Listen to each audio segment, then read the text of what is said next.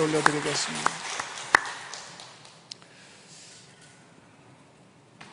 자, 믿음에 선포하겠습니다. 절 따라합니다. 나는 주 안에서 항상 행복합니다. 나는 주 안에서 반드시 승리합니다. 선포한 대로 될 줄로 믿습니다. 네, 오늘도 우리는 하나님께서 구약시대에 이스라엘에게 명령하신 생활의 규범과 관련된 내용 중에 하나를 함께 다루어 보고자 하는데요. 이번에도 좀 말씀에 도전이 있습니다. 전하는데도 들을 때도. 왜냐하면 평범한 주제가 아니고 또 주일 아침 오전에 단독으로 다룰 만한 그런 주제로서도 조금 익숙지가 않기 때문이기도 한데요. 그래서 어쩌면 좀 어려울 수도 있겠습니다만 그래도 우리가 한번 도전해 보려고 합니다. 우리가 수천 년 전 이스라엘에게 주었던 그 법전이 있죠. 율법. 이것을 우리가 학문적으로 다루려고 하는 것은 아니고요. 우리가 이것을 다루는 목적은 그 법전의 내용을 공부하는 것에 있는 것이 아니고 그 내용 속에 담겨 있는 하나님의 마음과 그리고 그 뜻을 우리가 공부하는 것이 진정한 목적이기 때문이거든요. 그래서 이런 말씀 속에 담겨 있는 하나님의 뜻과 의도가 어디에 있고 무엇인가, 바로 이것을 우리가 염두에 두면서 오늘도 어쩌면 좀 낯선 주제일 수 있고 주일 아침 오전 예배 내용으로는 좀 어려울 수도 있지만 그래도 진지한 자세와 열린 마음으로 함께 말씀을 살펴보시도록 하겠습니다. 저는 어렸을 때부터 좀 전기 제품이나 또 기계 제품 이런 것을 뭔가 뜯어보고 고치기를 좋아했었는데요. 그래서 실제로 멋지게 이렇게 고쳐서 새 것처럼 사용했던 짜릿한 경우들도 많이 있었습니다만, 반대로 조금 고장난 거를 더 잘 고쳐보겠다고 뜯어서 결국은 망가뜨린 사례도 많이 있었습니다. 차라리 처음부터 안 건드렸다면 그럭저럭 쓸 수 있었을 물건인데 뭔가 더 해보겠다고 했다가 의도치 않게 일이 망쳐진 그런 사례들도 있었다는 뜻인데요. 그런데 여러분, 어렸을 때는 이런 종류의 실패가 용인이 되기도 합니다. 왜냐하면 어렸을 때의 실패는 비교적 가벼운 것이기 때문이고요. 그리고 얼마든지 회복 가능한 사례가 많이 있을 수가 있기 때문입니다. 실패를 통해서 성장을 할 수 있는 그런 시간적 여지도 있기 때문에 젊을 때 실패는 오히려 주변에서 격려도 많이 해주죠. 그리고 개인의 실패가 용인될 수 있는 또 하나의 이유는 그 실패가 자기 자신만에게 해당되는 영향이 그 안에만 이렇게 제한되는 그런 사례가 많기 때문입니다.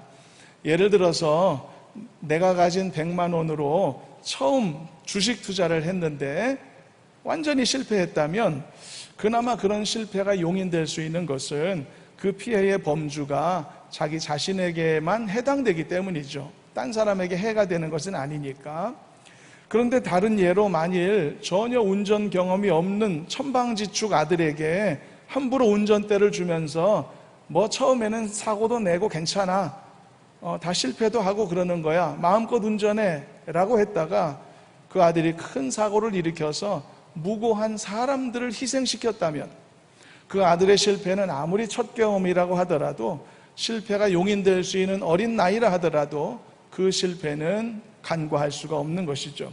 왜냐하면 그의 잘못된 실수와 어리석은 행위가 돌이킬 수 없이 다른 사람들의 삶과 생명을 빼앗아간 그런 결과가 되는 것이기 때문입니다.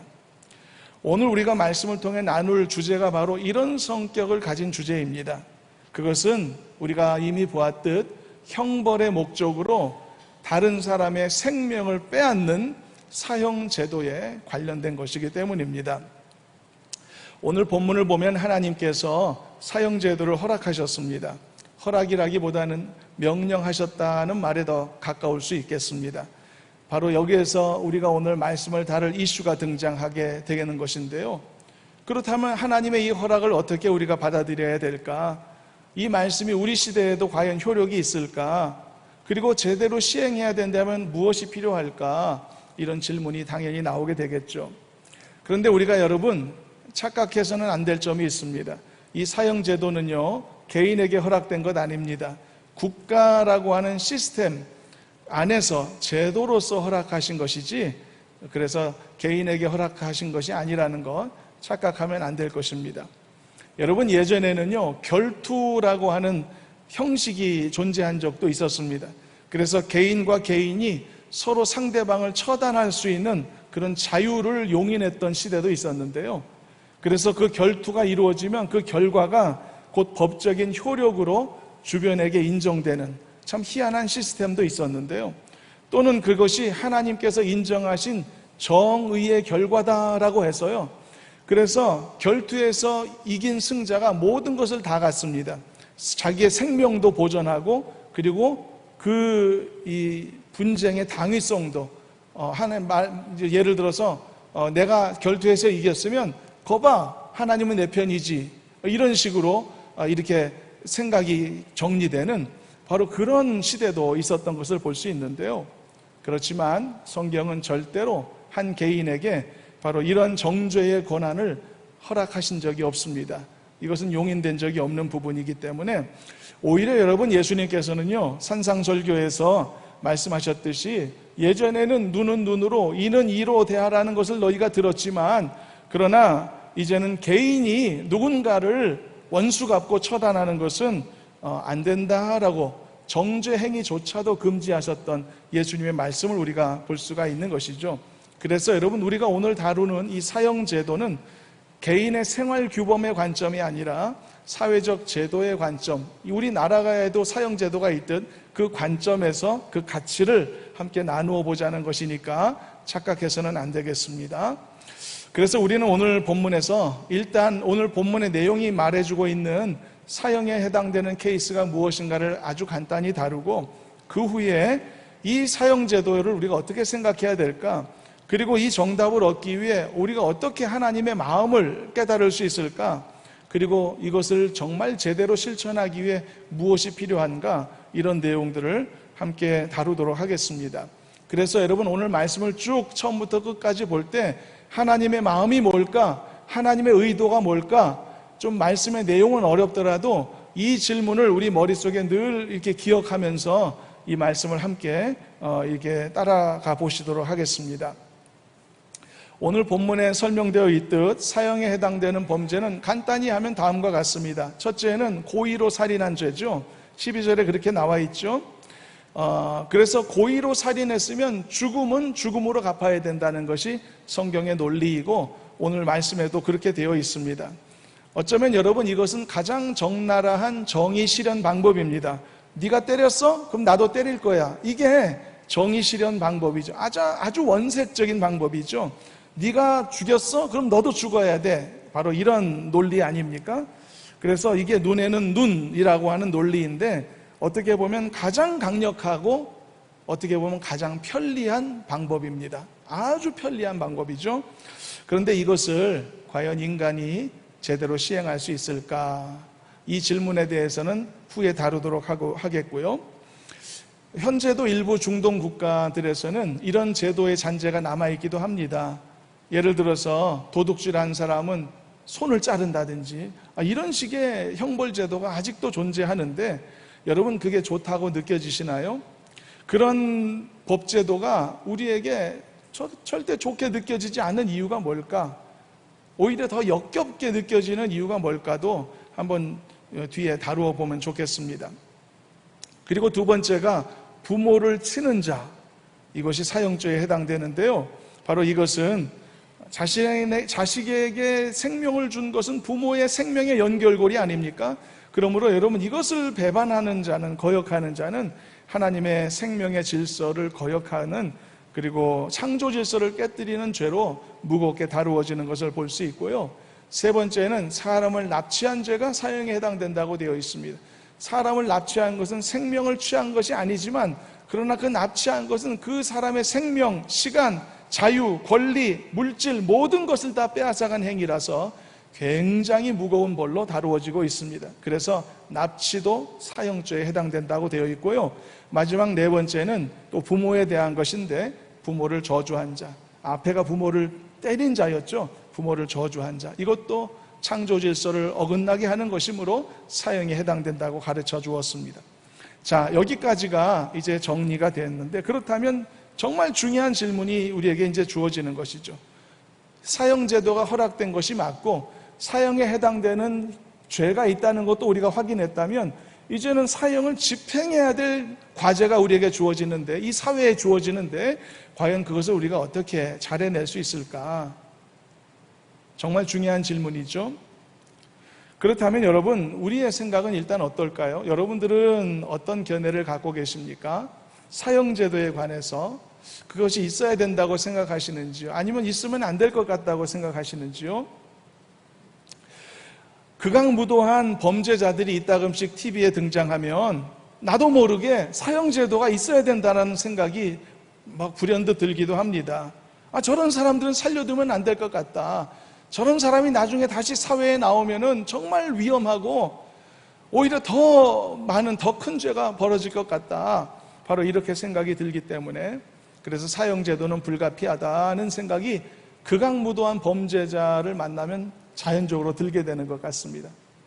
그런데 또 한편으로는 생명이라는 것이 너무나 소중한 것인데, 하나님이 부여하신 것인데, 인간이 인간의 생명을 취한다는 게 과연 가능한 일일까라고 하는 그런 의구심도 들어서 고민에 빠지는 경우가 많이 있는 것이죠. 그런데 적어도 구약 성경에 보면 사형제도는 하나님께서 허락하셨단 말이죠.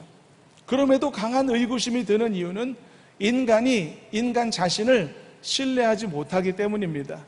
그 정도는 인간도 알고 인정할 수밖에 없기 때문이죠.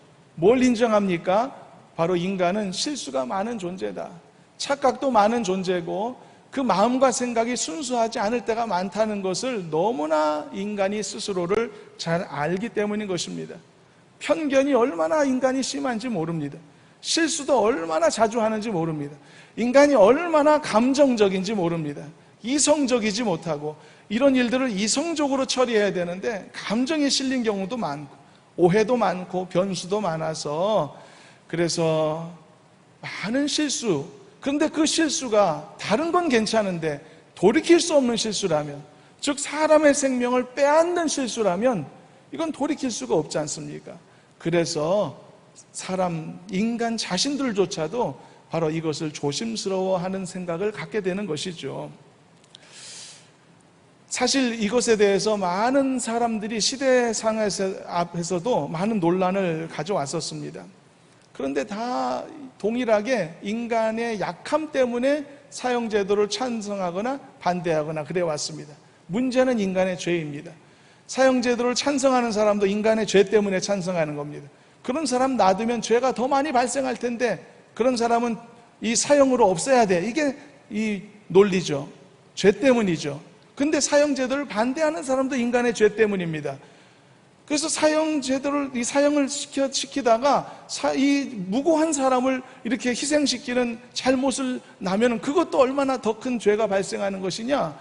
바로 그래서 사형은 안 돼. 이것도 죄 때문에 반대하는 것이거든요. 그래서 문제가 항상 보면 인간의 죄가 문제인 겁니다. 죄가 문제다, 죄가. 그래서 여러분, 이 논쟁은 다음과 같이 근본적인 질문으로부터 이제 시작되도록 했으면 좋겠습니다. 그것은 인간 자신에 대한 이해에 대한 것입니다. 인간이 어떤 존재인가? 내가 어떤 존재인가? 그런 질문입니다. 여러분, 사형 집행 과정에 있어서 두 부류의 사람이 존재하는데요. 첫째는 사형을 집행하는 자가 있고요. 둘째는 사형을 당하는 자가 있습니다. 두 부류의 사람이 존재하는데 이 두 부류의 인간들에게 우리는 동일한 의미의 질문을 던져야 됩니다. 사형을 집행하는 인간에게는 과연 그 일을 완벽하게 결정하고 그리고 아무런 흠결 없이 해낼 수 있는가라는 질문을 던져야 되고, 사형 당하는 인간에 대해서는 과연 그를 포기하고 모든 기대와 희망을 접는 게 맞는 판단인가? 라는 질문을 던져야만 합니다. 그러니까 저 인간은 교화가 불가능한가? 고쳐 쓸 수 없는 인간인가? 절대로 개과천선이 안 될 인간인가? 그것에 대한 판단이 분명하게 그 질문이 들어가야 된다는 뜻입니다. 이것이 인간 자신에 대한 근본적인 이해에 대한 질문이라는 것입니다. 사형을 집행하는 사람에게 대해서는 인간은 오판할 가능성이 없는가?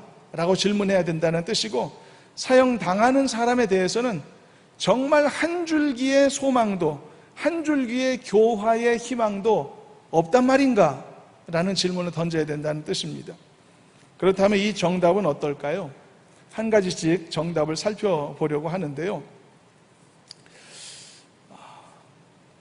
자, 사회적 제도와 법률로서의 사형제도, 이것은 하나님이 허락하신 것이 분명하기 때문에 논란의 여지는 없습니다. 그러나 하나님께서 이 제도를 허락하셨다는 사실과 인간이 이러한 제도를 완벽하게 수행할 수 있다는 사실은 전혀 별개의 것임을 알아야 합니다. 여기에서 이제 두 가지 질문을 차례로 살펴보려고 합니다. 첫 번째, 인간 자신에 대한 근본적인 첫 번째 질문, 사형 집행하는 자에 대한 질문입니다. 인간은 오판할 가능성이 없는가?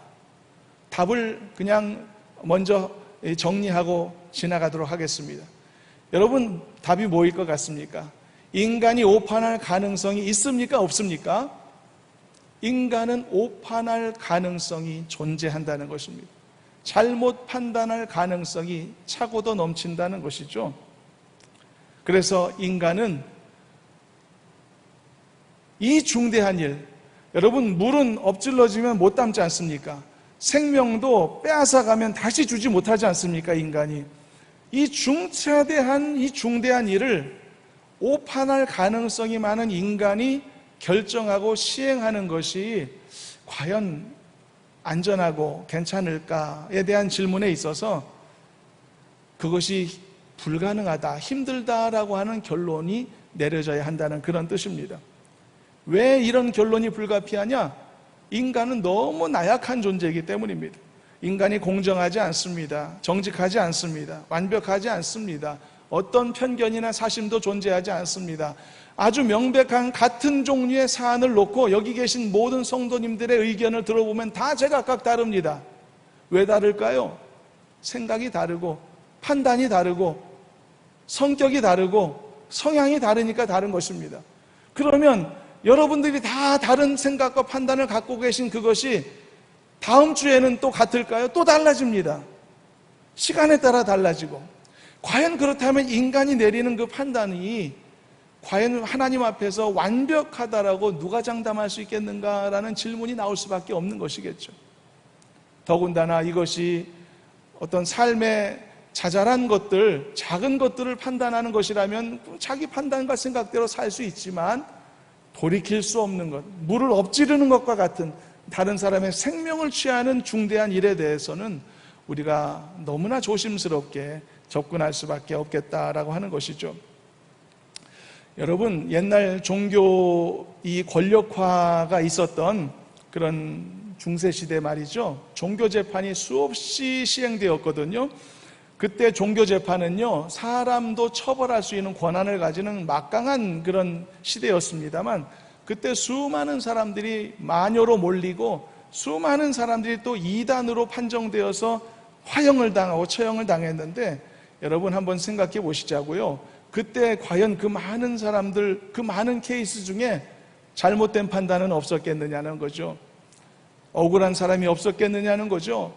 때로는 사적인 감정이 가미되고 때로는 정치적인 의도가 숨어져서 또는 자기의 어떤 기득권을 이렇게 보호하고자 하는 그런 악한 의도가 가미되어서 의도적으로 한 사람을 죽음으로 내모는 그런 사례가 없었겠느냐는 것이죠. 무수히 많았을 것으로 생각이 듭니다. 여러분, 윌리엄 틴데일이라는 분의 이름을 들어보셨습니까? 이분은요, 성경을 영어로 번역한 너무나 위대한 분입니다. 영어 성경을 만드신 분인데 이분이 중세시대 종교재판에서 화형을 당하셨어요.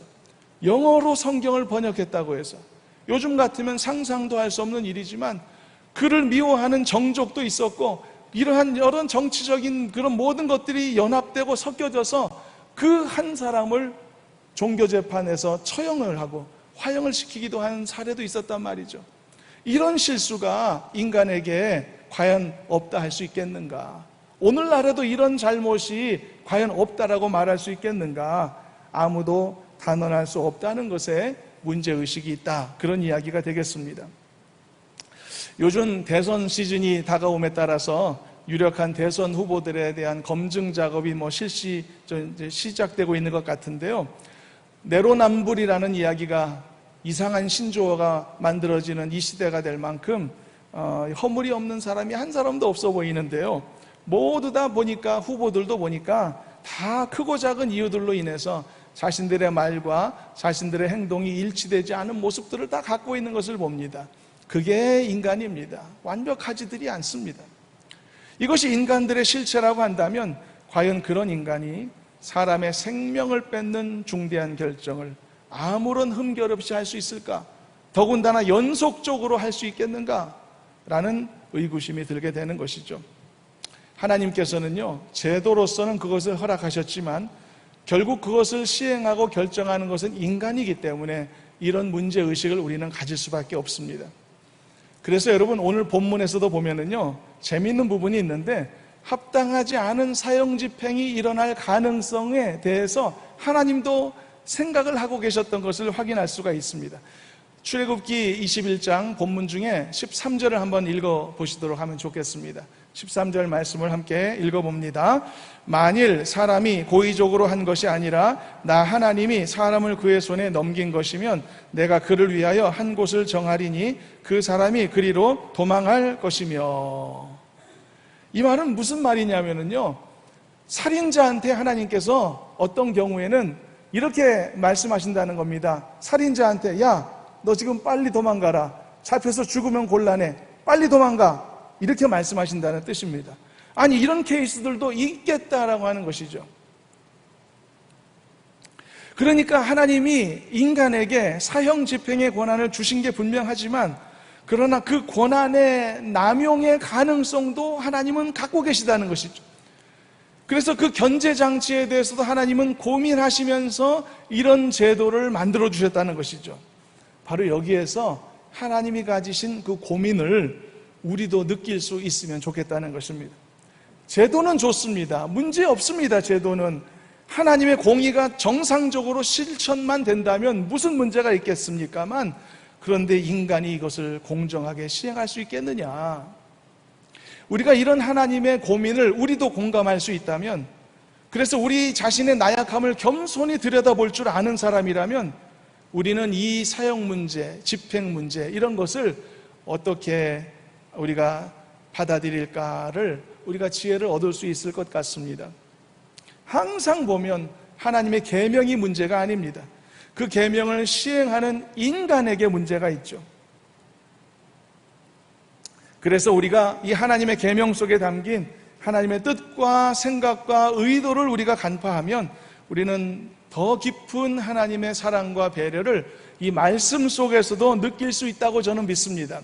오늘 말씀은 하나도 은혜롭지 않습니다. 누구는 죽여야 되고 어떤 사람은 죽여야 되고 어떻게 한 사람은 살려둘지 말라, 이런 말씀을 오늘 본문으로 우리가 읽었으니 은혜될 게 없습니다만, 그러나 이 말씀 속에 담겨있는 하나님의 생각과 하나님의 의도가 무엇인지를 조금만이라도 우리가 들여다볼 수 있다면 이 속에서 인간을 사랑하시고 나를 배려하시고 나를 보호하시고자 하시는 하나님의 깊은 사랑이 담겨있다는 사실을 조금이라도 알게 되어서 그것으로 인해 우리가 하나님 앞에 이 말씀을 통해서라도 감사하고 영광 돌릴 수 있는 우리가 될 수 있으리라 저는 믿습니다.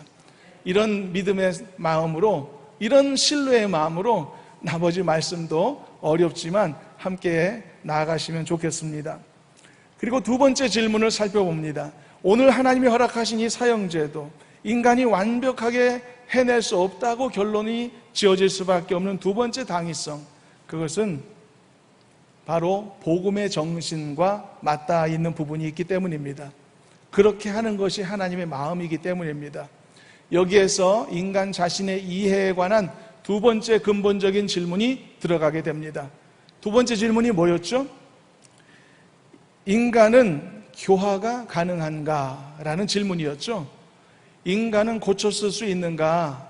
바로 이런 질문인데, 여러분 대답이 뭘 것 같습니까? 여러분, 인간 바뀔 수 있나요? 인간이 교화가 가능한가요? 당연히 교화가 가능하죠. 당연히 인간은 변화될 수 있습니다. 저와 여러분들이 변화된 것처럼 말입니다.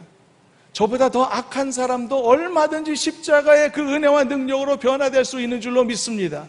어떤 악한 자들도 그가 생명을 갖고 살아있는 한 변화의 기회가 있고 회심의 기회가 있으며 돌이킬 수 있는 기회가 주어진다는 사실을 저는 믿습니다. 어떤 악한 자도 세상이 다 포기했다고 하더라도, 가족이 다 포기했다고 하더라도 하나님은 얼마든지 복음의 능력으로 그를 돌이키시고 그를 새롭게 하셔서 하나님의 자녀로 삼아주실 수 있는 줄로 저는 믿습니다. 이게 복음의 능력인 것입니다. 여러분, 복음의 능력을 신뢰하시길 바랍니다. 하나님도 어쩔 수 없는 인간이 있다, 이렇게 생각하시면 안 됩니다. 얼마든지 하나님은 누구도 고쳐 쓰실 수 있는 것입니다. 그래서 여러분, 이것이 복음의 정신과 맞닿아 있다라고 말하는 것입니다. 우리 눈으로 볼 때는 세상의 악한 범죄자의 이야기를 뉴스로 들으면 진짜 구제불능의 인간도 있구나, 그렇게 생각이 들기도 합니다. 며칠 전에도 뉴스에 보니까 어떤 애들이 자기 친구를 린치를 하고 감금을 하고 먹을 것을 주지 않고 결국은 죽인 살인사건이 나오더라고요. 그런 상황을 보면 진짜 분노하고 저런 것들은 살려둬서는 안 되겠다는 그런 분노의 마음이 우리 모두에게 일어날 것 같습니다. 정말 그런 것 같습니다. 그런데 문제가 있습니다. 문제는 인간이 구제불능의 인간인지 아닌지를 판단할 수 있는 정확한 판단 능력이 있는가라는 점입니다. 여기에서 의구심이 들어가는 것입니다. 그렇다면 우리가 어떻게 해야 되겠는가라고 하는 점이죠. 여러분, 알곡과 쭉정이가 섞여 있는데 문제는 그것을 완벽하게 아직 구별이 힘들어요. 그럼 어떻게 해야 되죠? 쭉정이를 없애기 위해서 온 들판에 다 불을 질러야 될까요? 아니면 다른 선택을 할 수 있을까요? 어떤 선택을 하는 것이 더 복음적일까요? 어떤 선택을 하라고 하나님이 말씀하시는가요?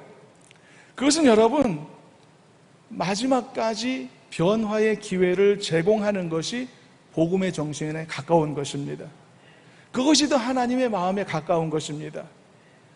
추수는 나중에 내가 할게, 곳간에 나중에 다 알곡과 쭉정이 다 분리해서 곳간에 드리는 것은 내가 할 일이다, 가만히 놔두어라. 그것이 예수님의 비유의 말씀의 내용 아닙니까? 그래서 여러분, 적어도 그들의 생명을 취하는 다시 돌이킬 수 없는 결정만큼은 매우 신중하게 하는 것이 옳지 않겠는가? 그렇게 하면은 그들에게 변화의 기회를 제공하는 셈이 되는 것이니 훨씬 더 복음적이지 않겠는가? 라는 것이 오늘 우리가 말씀을 보면서 함께 받는 도전인 것입니다. 그렇다면 하나님의 공의는 어디서 찾죠? 어떤 사람은 이것 때문에 반대 의견을 가지기도 하는데, 아니, 사람을 저렇게 악한 죄인을 처벌하지 않으면 하나님의 공의, 사회적 정의가 어떻게 세워집니까? 그런데 여러분, 착각하면 안 됩니다. 우리가 어떤 선택을 하더라도요, 하나님의 심판은 절대 약화되거나 퇴색되지 않은 줄로 믿으시길 바랍니다. 하나님의 심판은 절대 사라지거나 소멸되지 않습니다. 착각하면 안 됩니다, 여러분. 여러분, 구약 성경을 보면 엄중한 하나님의 심판의 명령들이 수두룩하죠. 그런데 신약 성경을 보면 말씀의 내용이 완전히 달라지죠. 모두를 용서하라고 하시고 원수도 사랑하라고 하시고 오른편 뺨 맞으면 왼편도 내놓으라고 하시는데, 그럼 그렇다고 해서 신약 시대에는 그럼 하나님의 심판이 소멸되었나요? 하나님의 그 정의가 약화되었나요?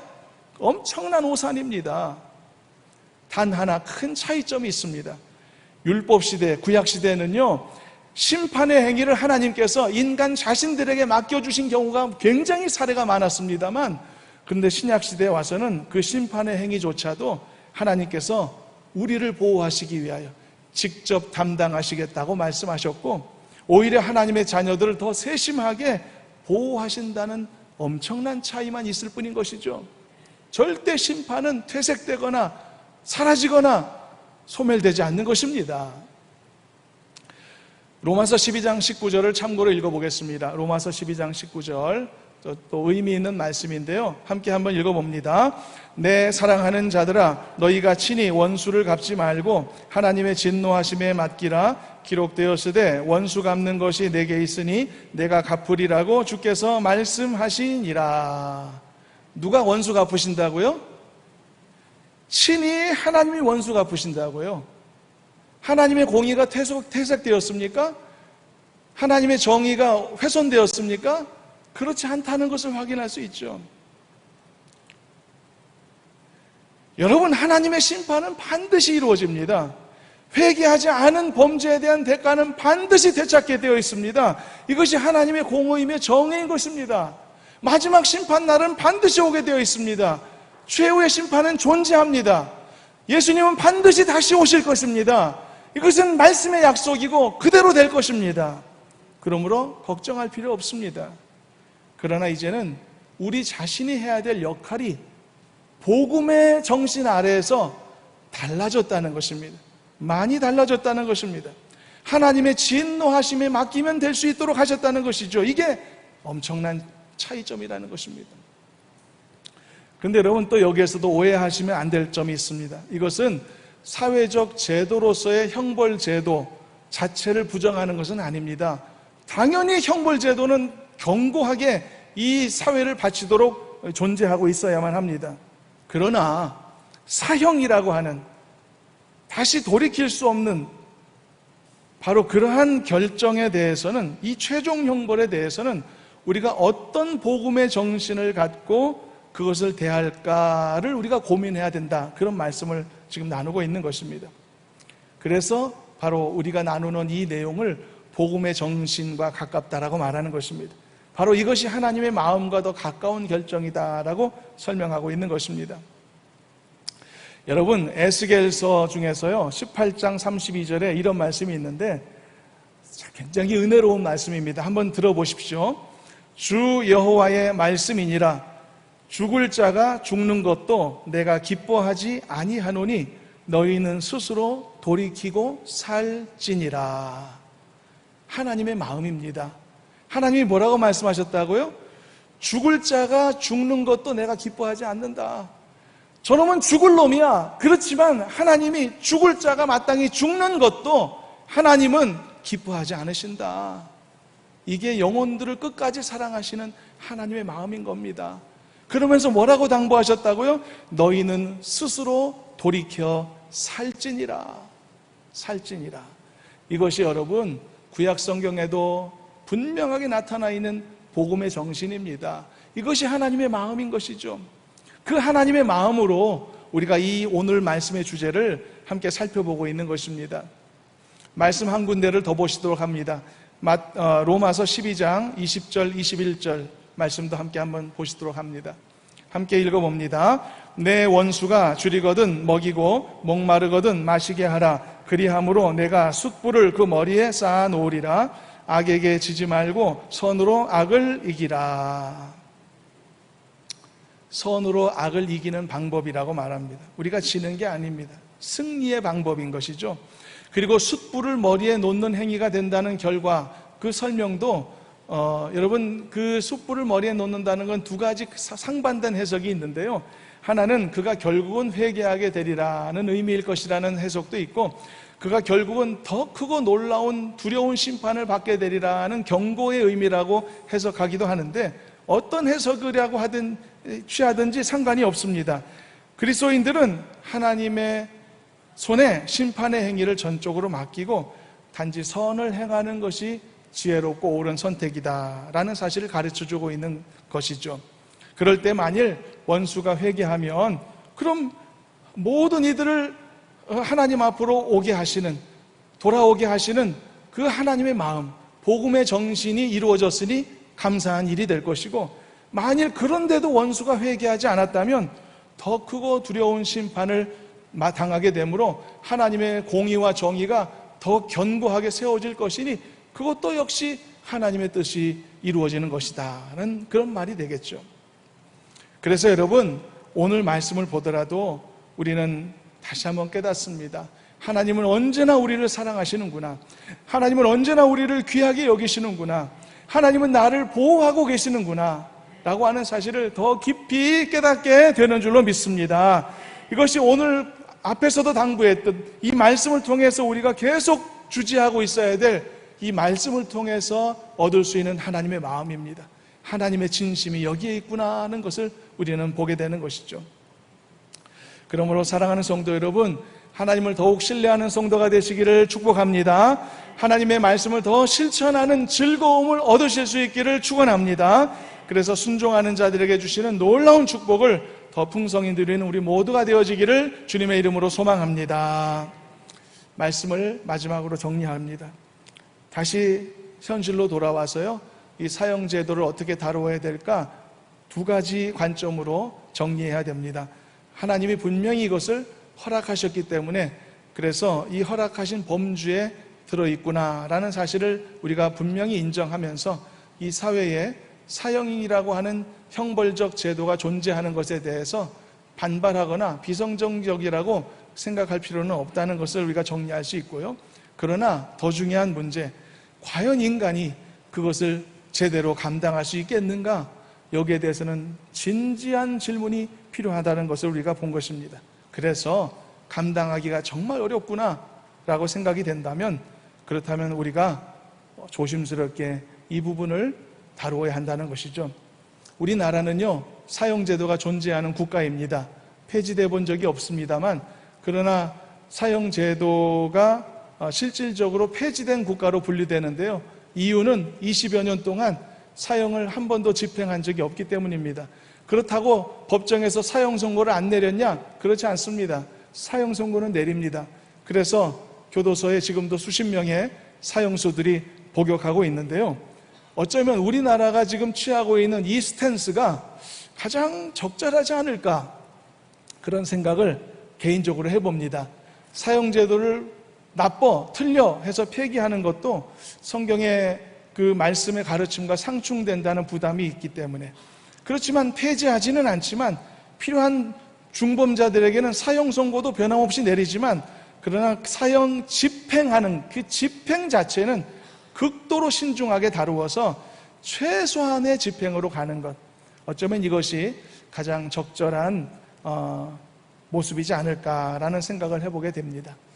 왜냐하면 오늘 우리는 두 가지 질문에 대한 답을 얻었기 때문이죠. 인간은 오판할 가능성이 있는가? 오판할 가능성이 너무 많다는 답을 얻었고요. 인간은 교화가 가능한가? 얼마든지 가능할 수 있다는 답을 얻었기 때문입니다.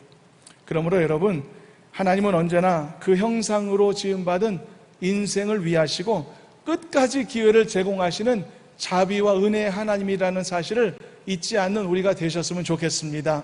우리도 그 은혜의 혜택을 입었기 때문에 수많은 불순종과 범죄 속에서도 반복적으로 용서받아 오늘의 이 자리에 이르렀다는 것을 잊지 않으셨기를 주님의 이름으로 소망합니다. 그러므로 하나님 앞에 감사하는 마음으로, 더 하나님을 신뢰하는 그런 마음가짐으로 하나님 앞에 더 기쁨으로 나아가는 우리 모두가 되었으면 좋겠습니다. 하나님의 돌보심 속에서 더 하나님을 깊이 신뢰하는 마음가짐으로 하나님이 나를 이렇게 사랑하시고 돌보신다는 사실을 기억하며 더 하나님을 의지하여 세상을 이기고 믿음의 삶을 잘 감당하시는 우리 모두가 되시기를 주님의 이름으로 축원합니다. 기도하시겠습니다. 사랑의 하나님, 감사합니다. 주신 말씀 마음에 새기고 무엇보다도 우리 자신의 무능함을 고백하고, 그러나 우리를 오래 참으시는 하나님의 사랑은 너무나 지극히 크다는 것을 기억하며 하나님을 더 깊이 사랑하고 하나님을 더 깊이 신뢰함으로 우리의 믿음 생활을 더 잘 감당할 수 있도록 도와주시옵소서. 모든 부족함과 연약함을 넘치도록 채워주실 줄로 믿사옵고 거룩하신 예수님의 이름으로 기도드리옵나이다. 아멘.